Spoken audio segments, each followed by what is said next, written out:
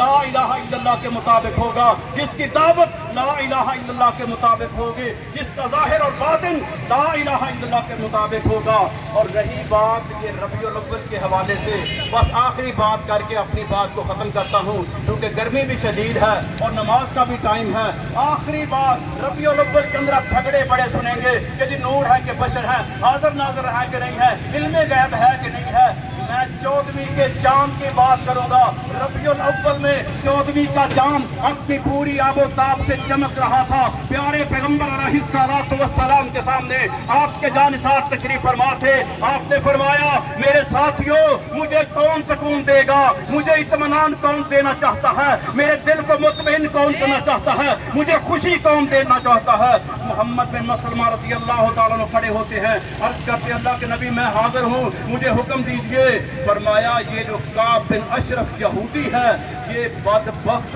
مجھے بھی تکلیف دیتا ہے، میرے صحابہ کو بھی تکلیف دیتا ہے، میری صحابیات کے بارے میں گندی زبان استعمال کرتا ہے، کون اس کا علاج کرے گا؟ نبی رحمت علیہ الصلوۃ والسلام سے اجازت مانگی گی کہ مجھے کچھ کہنے کی بھی اجازت دے دیجئے۔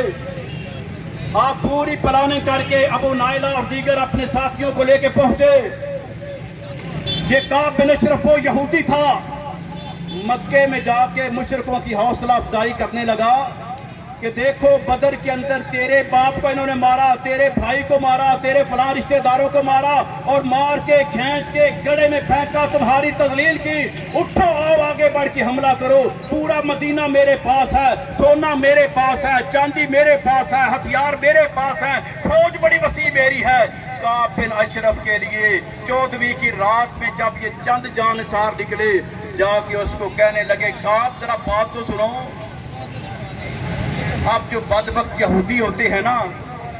جس طرح سے آج وہ ظلم اور جبر کر رہے ہیں غزہ میں، وہ یہودی نہیں دیکھتا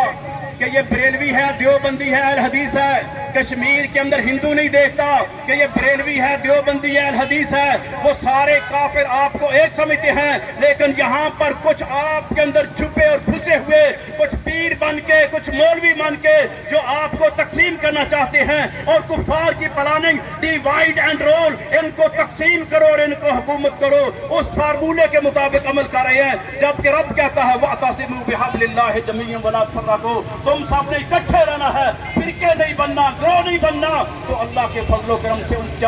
چند جانثاروں نے اس کعب بن اشرف کو گھر سے باہر نکالا، تھوڑے سے فاصلے پہ لے جا کے اس کی گردن کو کاٹا، اور جب تہجد کا وقت ہوا واپس پلٹے بقیع کے پاس، بقیع قبرستان کے پاس آ کے انہوں نے اللہ اکبر کی صدا بلند کی۔ پیارے پیغمبر علیہ الصلوۃ والسلام نے عشاء کی نماز کے بعد جب اپنے فدائیوں کو بھیجا تھا، مدینہ طیبہ کے اس چھوٹے سے لشکر کو روانہ کیا تھا، تو آپ مصلی پہ بیٹھ کے دعائیں شروع کر دیتے ہیں۔ جب آپ نے مصلی پہ بیٹھے ہوئے ان کی تکبیر کی آواز کو سنا، اللہ اکبر کے نعرے کو سنا، اپنے مصلی پہ اللہ اکبر کہہ کے اٹھے اور اعلان کیا کہ اللہ تعالیٰ ان کے چہروں کو تر و تازہ رکھے، ان کو خوش رکھے، انہوں نے بڑا عظیم کام کیا اور یہ کامیاب ہو گئے۔ اتنے میں وہ قریب آئے اور پیارے پیغمبر علیہ الصلوۃ والسلام کے سامنے عرض کرنے لگے کہ اللہ کے نبی علیہ الصلوۃ والسلام، چہرہ تو مبارک آپ کا ہے، جن کا دیدار کر کے اللہ تعالیٰ نے ہمیں یہ فضل فرما دیا کہ ہم پر جنت واجب ہو گئی، جہنم حرام قرار ہو گئی۔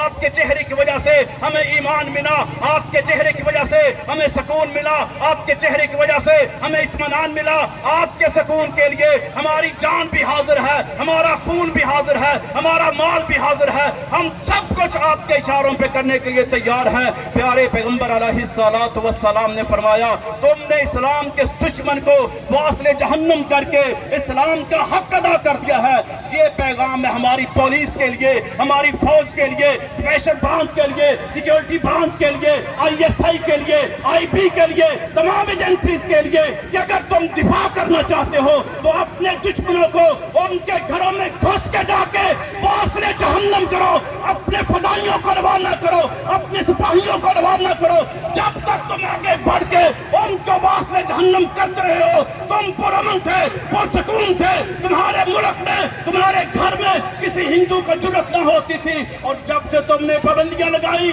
आज वो तुम्हारे घरों में आके धमाके भी करते हैं, कुछ बमबार भी बनते हैं, टारगेट किलिंग भी करते हैं। अगर अपने मुल्क का दिफा करना चाहते हो तो तरीका ये है कि यहूदियों के घरों में जाके मारो, ईसाइयों के घरों में जाके मारो, हिंदुओं के घरों में जाके मारो। लेकिन जो पाकिस्तान के अंदर रहने वाले गैर मुस्लिम हैं, वो हिंदू हो, वो सिख हो, वो ईसाई हो, वो हमारे जिम्मी हैं। जिस किसी मुसलमान ने पाकिस्तान में बसने वाले किसी काफिर को मारा तो वो समझ ले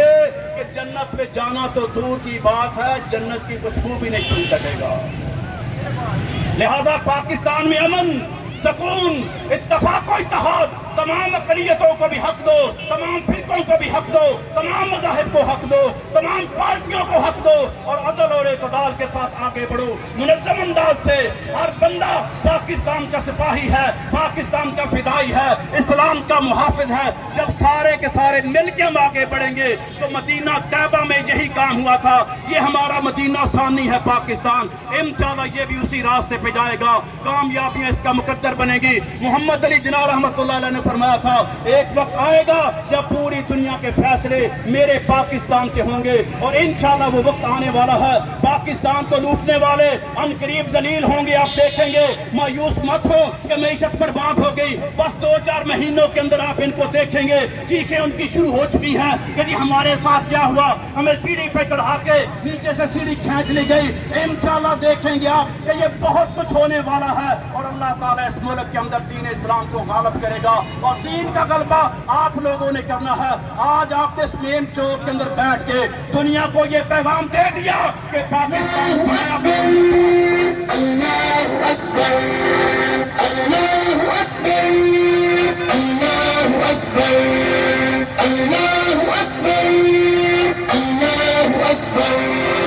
अल्लाह की रहमत का साया तौहीद का परचम लहराया, ऐ मर्द मुजाहिद जाग जरा अब वक्त शहादत